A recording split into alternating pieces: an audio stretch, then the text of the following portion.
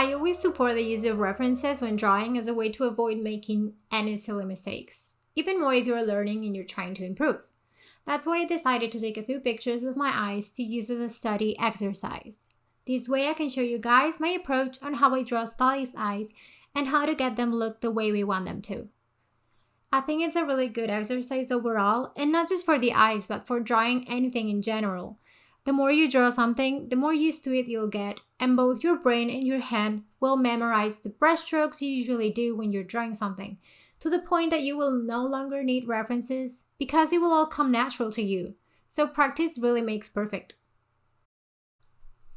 I started by drawing some guidelines on the face that will set where the eyes are placed and a vertical line to mark the middle of it, which will help us have a better understanding of the space between the eyes. This way we can easily avoid drawing the eyes way too close or way too separate from one another.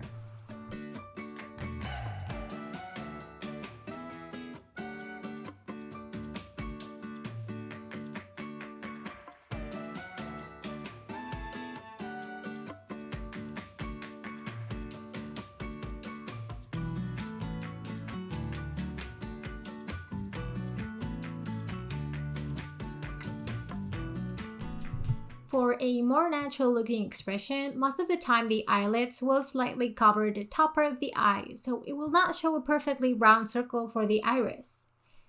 On the other hand, for a more surprised, shocked, or even kind of scared type of expression, we tend to open our eyes way more, so for a more intense and cartoony effect, we can just draw the iris a little bit smaller. The smaller we draw it, the more intense and kind of crazy looking it will be. Also, you can see that for a more dramatic effect, we can just show the entire iris and pupil to emphasize the emotion.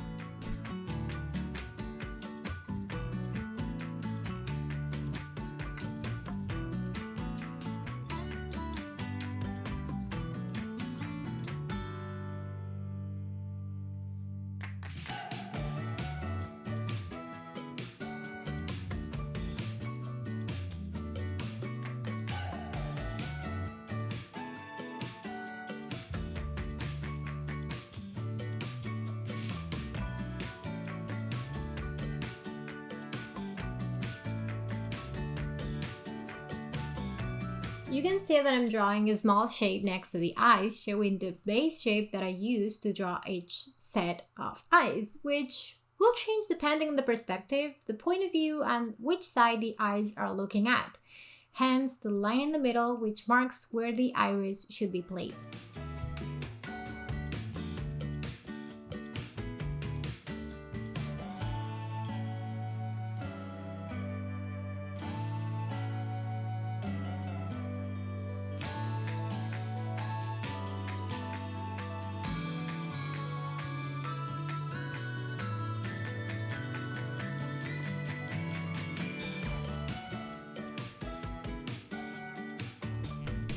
Line weight is really important if your art style relies heavily on liner, just like, for example, mine does.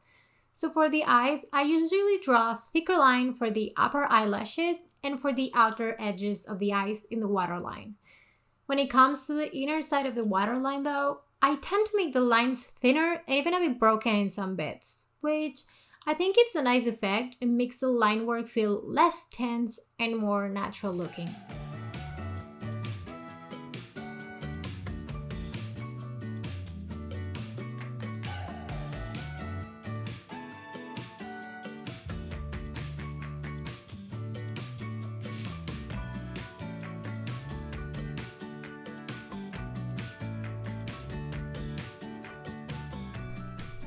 And I know this one thing that I'll say right now might be a little bit scary. Maybe scary is not the word, but to some of you, at least it was for me at one point, because let's be real, we're all lazy sometimes, but at the same time we want to get better at art really fast and without very little practice. And I mean that would be the dream, right? But that's not how it works.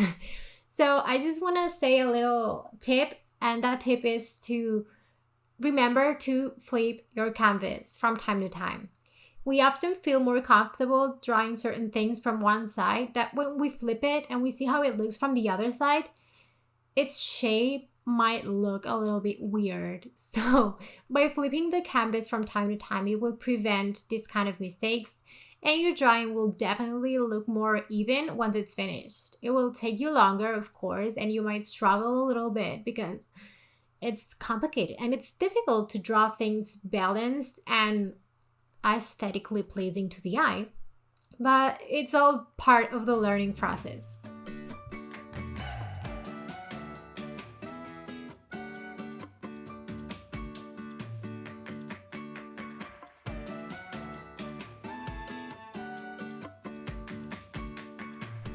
For the eyes that are looking to the front, a small trick is to draw one of the eyes, duplicate it, and then flip it horizontally, then fixing it a little bit so it looks more natural and not like an exact copy of the other eye, since we're not exactly symmetrical.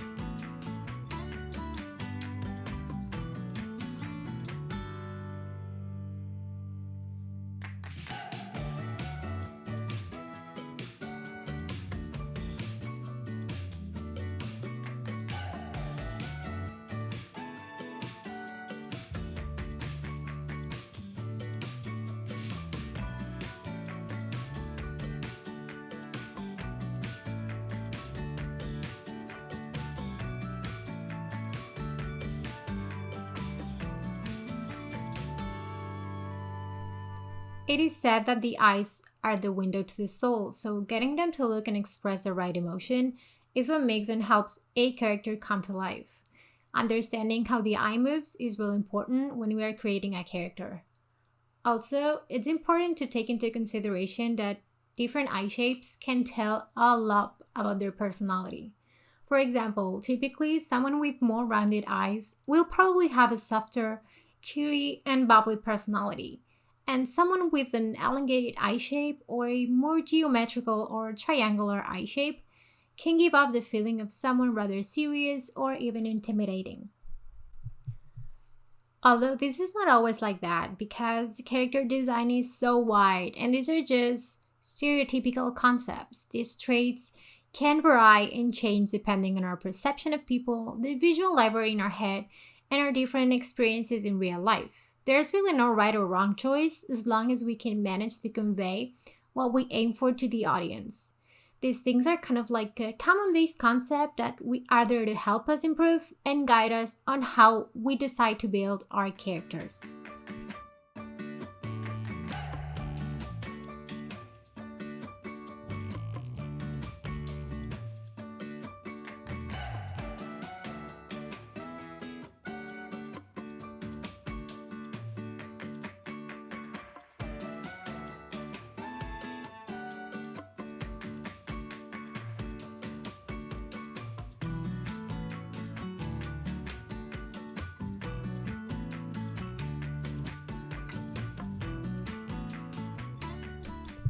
Now I'm going to show you how I draw the eyes for different types of characters. I'm going to start with what could be the eyes of a 10-year-old child or even a toddler maybe. For children, I usually draw their eyes bigger than usual, and also this type of eyes can also work for a chibi art style as well. I decided to give them a little bit of color here, like a little bit of flavor, but I will go deeper into how I color later on this course because I honestly feel like my coloring technique is really simple, honestly. I don't use rendering that much, and I like to keep things simple since I like to rely way better on my line art.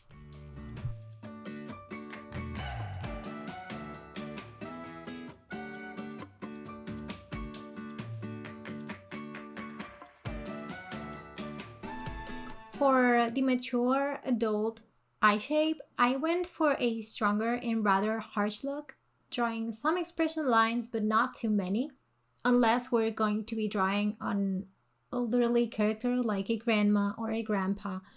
But the bigger difference here from compared to the children eyes is that the shapes are way more defined.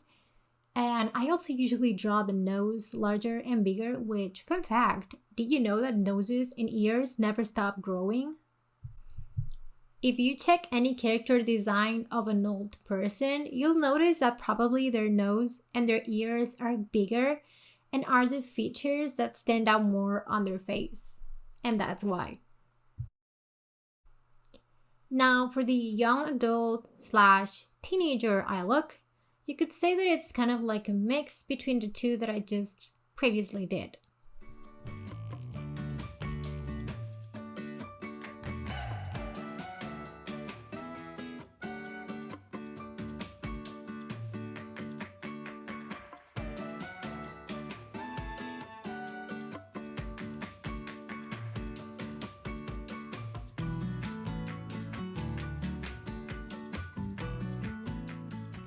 I'll be doing an alternative version for each pair, using the same base, but changing some minor details to make it have a different look and portray a different type of character. And I will also show you some examples of illustrations that I did in the past that fall into the category of children, adults, and teenage characters, so you can see for yourself more examples and variety of each type of characters that I've done before.